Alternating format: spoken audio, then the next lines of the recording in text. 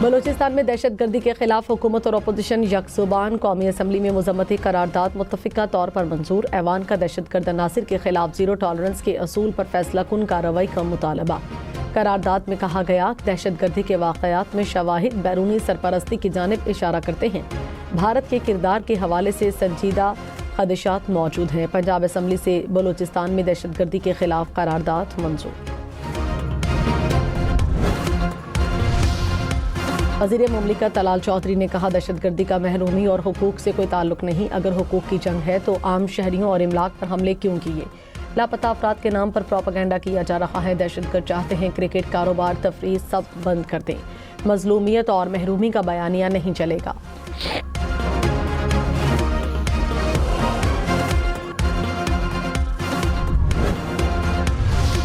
P T I رہنما اسد کیسر نے کہا بلوچستان اور کے پی میں دہشت گردی کے واقعات تسلسل سے ہو رہے ہیں، دہشت گرد پر صرف مذمت کرنے سے بات نہیں بنے گی، دہشت گردی کی وجوہات جاننا پڑیں گی۔ قومی اسمبلی میں اظہار خیال کرتے ہوئے کہا ہم دہشت گردی کا خاتمہ چاہتے ہیں۔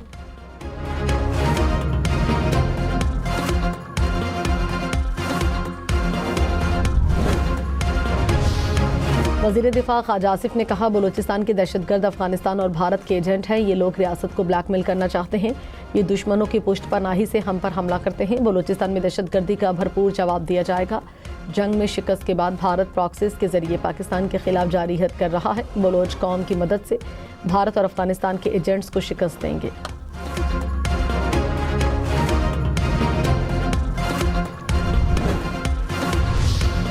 راؤ عبدالکریم نئے آئی جی پنجاب تعینات، نوٹیفیکیشن جاری، ڈاکٹر عثمان انور ڈی جی ایف آئی اے تعینات۔ راؤ عبدالکریم انٹیلیجنس، سیکیورٹی اور حساس نوعیت کے معاملات میں نمایاں خدمات انجام دے چکے، ڈی جی ایف آئی اے راجہ رفت مختار ایڈیشنل سیکریٹری وزارت داخلہ تعینات۔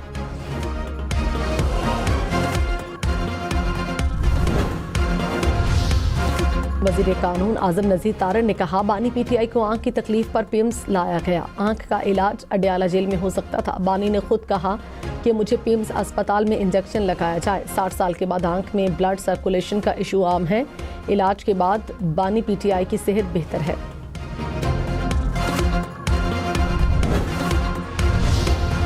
تاجکستان کے صدر 2 روزہ سرکاری دورے پر پاکستان پہنچ گئے، صدر آصف زرداری اور وزیر اعظم شہباز شریف سے ملاقاتی شیڈول، مختلف شعبوں میں تعاون کی مفاہمتی یادداشت اور معاہدوں پر دستخط ہوں گے۔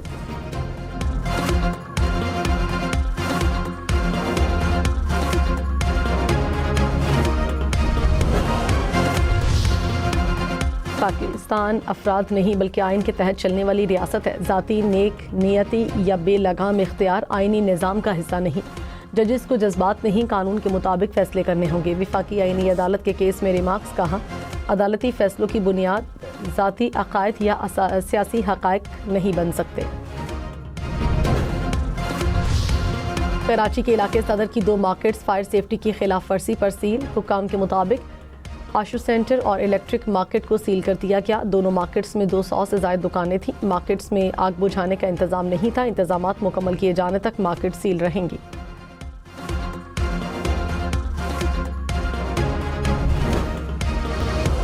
امریکہ اور ایران کے درمیان جنگی ماحول میں سفارتی کوششیں، ایرانی صدر امریکہ کے ساتھ مذاکرات پر آمادہ، دونوں ممالک کا آئندہ جمعے کے دن ترکیہ میں بیٹھک ہوگی، سعودی عرب، مصر سمیت دیگر ممالک کے نمائندے بھی مذاکرات میں شریک ہوں گے۔ ایرانی صدر نے کہا دوست ممالک کی درخواست پر مذاکرات کے لیے آمادہ ہوئے، امریکہ کی جانب سے دھمکیوں اور بیجا مطالبات کے بند ہونے تک بامعنی مذاکرات ممکن نہیں۔ ٹرمپ نے کہا ایران سے مذاکرات جاری ہیں تاہم تناؤ برقرار ہے، ہمارا بحری بیڑا ایران کی جانب رواں دواں ہے۔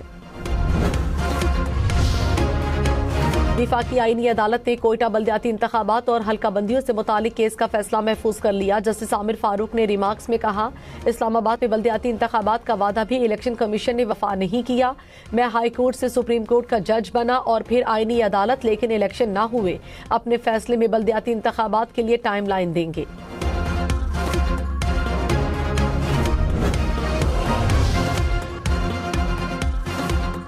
پاکستان افراد نہیں بلکہ آئین کے تحت چلنے والی ریاست ہے، ذاتی نیک نیتی یا بے لگام اختیار آئینی نظام کا حصہ نہیں، ججز کو جذبات نہیں قانون کے مطابق فیصلے کرنے ہوں گے۔ وفاقی آئینی عدالت کے ایک کیس میں ریمارکس، عدالتی فیصلوں کی بنیاد ذاتی عقائد یا سیاسی حقائق نہیں بن سکتے۔ بھاٹی گیٹ مقدمے میں 3 مارچ کو فریقین کو جواب جمع کروانے کا حکم۔ لاہور ہائی کورٹ نے کہا یہ مفاد عامہ کا معاملہ ہے، اس میں وفاقی حکومت کا بھی جواب آنا چاہیے، پی ڈی ایم اے اور این ڈی ایم اے کو فریق نہیں ہونا چاہیے۔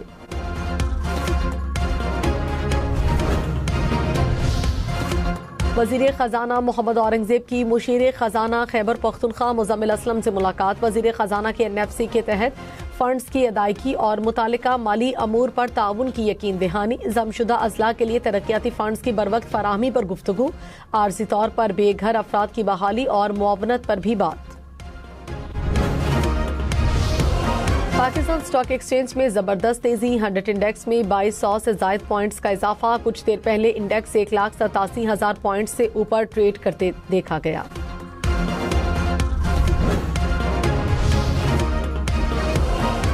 صدر ورلڈ بینک اجے بنگا کا وفد کے ہمراہ گردوارہ لوک سبھا خوشاب کا دورہ، ڈی پی او اور ڈی سی نے معزز مہمانوں کا استقبال کیا۔ اجے بنگا اپنے آباء و اجداد کے گھروں کا بھی دورہ کریں گے۔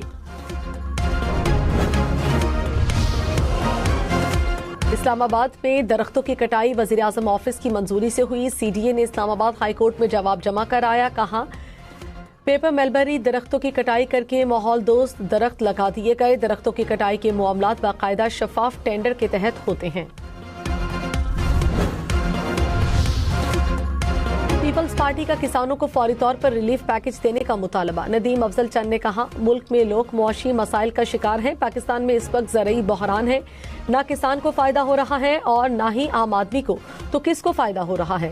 چودھری منظور نے کہا ہمارے حکمرانوں کو سادہ معیشت کی سمجھ نہیں آتی، زرعی شعبے پر گزشتہ سود معاف کیا جائے، کاشتکاروں کے نئے قرضے دیے جانے چاہیے، سیلاب نے کسان کو تباہ کر دیا اور کوئی ریلیف نہیں دیا۔ جاری وضاحت طلب، اسپیکر قومی اسمبلی سردار ایاز صادق سے برطانوی ہائی کمشنر جین میریٹ کی ملاقات، دو طرفہ تعلقات، اہم پارلیمانی علاقائی امور پر تبادلہ خیال۔ ایاز صادق نے کہا پاکستان برطانیہ کے ساتھ تاریخی اور دوستانہ تعلقات کو اہمیت دیتا ہے، پاکستان میں موسمیاتی تبدیلی کے چیلنجز۔